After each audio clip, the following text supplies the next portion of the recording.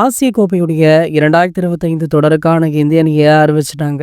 இந்த அணியில பார்த்தீங்கன்னா, சூரியகுமார் யாதவ் கேப்டனாகவும், சுப்மன் கில் துணை கேப்டனாகவும், அபிஷேக் சர்மா, திலக் வர்மா, ஹர்திக் பாண்டியா, சிவம் தூபே, அக்சர் பட்டேல், ஜிதேஷ் சர்மா, ஜஸ்பிரீத் பும்ரா, அர்ஷதீப் சிங், வருண் சக்கரவர்த்தி, குல்தீப் யாதவ், சஞ்சு சாம்சன், அர்ஷித் ராணா, ரிங்கு சிங் இந்த வீரர்கள் தான் பார்த்தீங்கன்னா இடம்பெற்றிருக்காங்க. எஸ்எஸ்வி ஜெய்ஸ்வால், ஸ்ரேயஸ் ஐயர், வாஷிங்டன் சுந்தர் போன்றவர்களுக்கு வாய்ப்பு கிடைக்கும் அப்படின்னுமே சொல்லப்பட்டது. இவங்க யாருக்குமே வாய்ப்பு கொடுக்கல.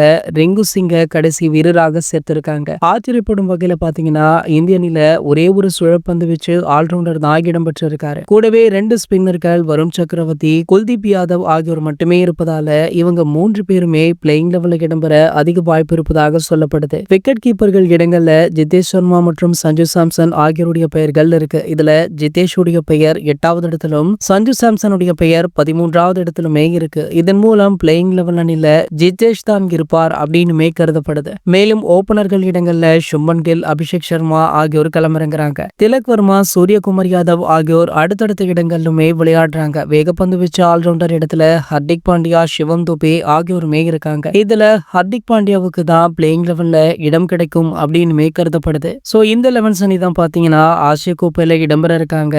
இந்த செய்தி தற்போது சமூக வலைதளங்கள்ல வைரலுமே ஆகிட்டு இருக்கு. இது போன்ற கிரிக்கெட் செய்திகளை பற்றி நீங்க உடனே தெரிஞ்சுக்க நம்மளுடைய சேனலை மறக்காம சப்ஸ்கிரைப் பண்ணிக்கோங்க.